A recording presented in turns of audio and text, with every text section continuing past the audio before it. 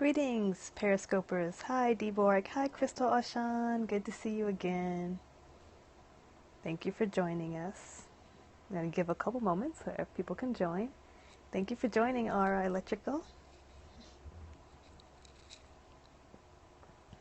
Hi, Crystal. Thank you for the hearts. Thank you for the love. Thank you all for joining. Feel free to share with your followers, which you can do by swiping left to right if you're on an iPhone, or bottom to top if you're on the Android. I'd appreciate it. Or just share on Twitter or Facebook if you are enjoying my little bipolar periscopes here. They're like little dinky video podcasts. And thanks for the hearts. I feel the love. It's like getting a hug virtually. That's how I like to think of it. So I'm just a couple minutes late today. I had to get home. So I am periscoping from home, where I've got pretty good internet connection. So it's Friday of a short week here in the U.S. because Monday was a national holiday, Memorial Day. So it's a shorter week than usual. I just came on Tuesday. I wasn't here Monday. But I will go ahead and get started and hope some other people join us if they get a chance. So again, my name is Monica A. Coleman, and I am a professor of religion, and I'm based in Los Angeles, California, and I am the author of the forthcoming book, Bipolar Faith, A Black Woman's Journey with Depression and Faith. And I thank you all for joining us here as I answer questions, the questions that I get asked more than anything else, and those questions are, what are my spiritual practices, and what are the things that I do to live faithfully the depressive condition? So, and talk a little bit about the making of bipolar faith, a little bit of that too. So I've thought about, I was trying to think, what am I going to talk about today? And usually I just talk about whatever's going on my day. And I've been up I got up early, and I've just kind of been grinding all day, taking care of things like getting my car fixed and, answering emails, just all the things that one has to do, both work for your household and for my job. And so I've been working on that, never quite get on top of everything. And I was talking to one of my friends, and I was thinking about a calendar. And I have a number of calendars I use. iCal on my phone, and it syncs with my laptop and my phone. It syncs with my work events, and I have a big calendar on the wall for 4 months where I kind of can I use a dry erase marker, and I can kind of note all the things that I have to do, and that the whole family can see what's going on when. And I was thinking about introducing my child, who's a 3-year-old, to a calendar to help a little bit with her schedule, only using stickers to let her know when certain things were going to happen. So she felt that she had a little more agency in her life, not just grown-ups telling her where to be. Well, we're still going to tell her where to be and what to do, but at least she'll know when it's coming. And so I thought about what are the ways in which we mark time.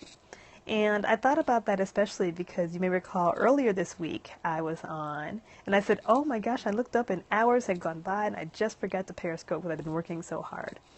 And how, especially when one lives a depressive condition, time feels really different than it probably does to people who don't live with a depressive condition, right? I know when I'm feeling really low and I just want to stay in bed all day, like, time just is it's so long. I'm just lying there in bed and waiting for the day to go by to try and do another day. And I'll look up and be like, where has all the time gone? I haven't done anything. I often joke that there really aren't movies about depression. They're movies about other mental health challenges, bipolar, mania, the mental institutions, but not depression, because it's not that exciting. It's just somebody lying there, not doing anything, not getting anything done. And time just goes by, and you're like, I haven't done anything. I can't even think of anything, feel anything. What happened to my day? What happened to my week? What happened to my month? What happened to that year? If you're in a really challenging depression.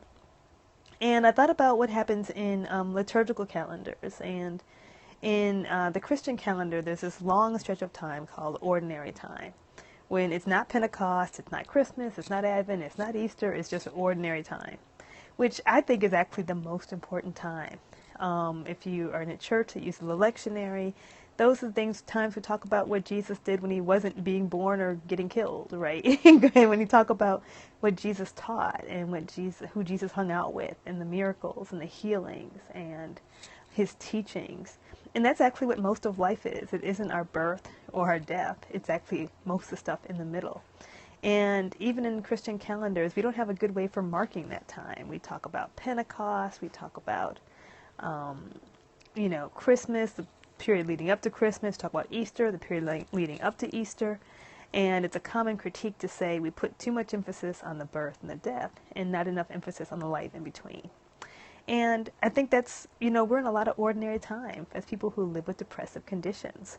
And time goes by slowly, and time goes by and you wonder what happened. If you live with a kind of condition where there may be psychosis or mania, then time may go by really fast. And you feel like, I can do all these things in this time and I can get it all done. And, it just becomes this really weird thing to wrangle with. And so I thought about, how do we mark time? And one thing that I kind of do with that is I've become really okay with time feeling different for me, sometimes on a daily basis, with there being days when I get a lot done and there being days when nothing gets done. And that's just what it's going to be. And not being mad at myself, not being angry with myself, or not being able to do more than I can do, but doing what I can do. And I always say I try to work while it's day, because I know a time will come when I won't be able to be as productive. And I don't know when that time will come, but I usually know it's going to come. And so, I mark time just by, how am I feeling? What can I do today? If I can do more, if I can do a lot, I try to. And if I can't, then I say, it's okay. It really is okay. And I will do the best to do the most basic things that have to be done, do what's required, and try and keep that list as short as possible, and try again tomorrow, or try again the next day, or try again the next day. So there was a time when I marked my days, and I marked time by good days. How many good days are there? Because there are so many bad days, I could count the good days. And then there are the times when there are a lot of good days, and I can just count the bad days. And so all of us mark time differently. I think calendars are really helpful. I'm not thrilled with how the church does liturgical calendar. I think there's way too much emphasis on Jesus' birth and death and not enough on the life in the middle, because that's where most of life is lived. I know in traditional Yoruba religion, it's Ifa New Year coming up. And so New Year's are ways we mark time. For those who are on an academic calendar, sometimes summer in the beginning of the school year, into the school year. Some of us who have lived in more agrarian lives mark it by sun up or sun down, or by which season it is. A strawberry season, it's zucchini season, it's winter squash season. But think about, how do you mark your days? How do you mark your time? So I think finding a way of marking time that's meaningful to you, perhaps it comes from your lifestyle, from your ancestors, from your profession, is amazing, and it's a great way of looking at it. But remember, most of life really is ordinary time. It's not just about our birth or our death, even though those when we have major celebrations or major memorials. But it's also about the time that we live in the middle. So today I'm marking this as a good day, a productive day. I've gotten a lot done. But yesterday, not so much. So I just was like, oh, this is not my day. And it's like that sometimes. So be gentle with yourself, be kind to yourself, and know that we all have our own ways of marking time, and it's all good. So that's just my thoughts for today. My spiritual practice for today are thinking of ways to mark time, to mark ordinary time, not just the beginnings and the ends. And I'm still working on that. So yes, the life between the dash, exactly. So I thank you all for joining us. I hope if you joined us a little late, you can catch the replay for some of the things that I said earlier. Again, my name is Monica A. Coleman, and I am a professor of religion, and I'm based in Los Angeles, California, and I am the author of the forthcoming book, Bipolar Faith, A Black Woman's Journey with Depression and Faith. You can pre-order on Amazon if you like, which would be great. If you've enjoyed this, you can share with your followers by swiping left to right, swiping bottom to top if you're on an Android, retweeting it if you like, and just use the hashtag Bipolar Faith. And if you're on social media, follow me on Twitter. I'm at Monica A. Coleman. And Instagram, I'm Rev Dr. Monica, and Rev Dr. Monica on Facebook. And I say that because every day I'm kind of throwing out a little teaser about the book Bipolar Faith. It drops July 1, so up until July 1, I'll share a picture, a quote, something I talk about. Try and get a picture for each one just because it's kind of fun. Something I talk about in the book, and try and ask a question for what you all might think about that. So look for Bipolar Faith teasers on social media too.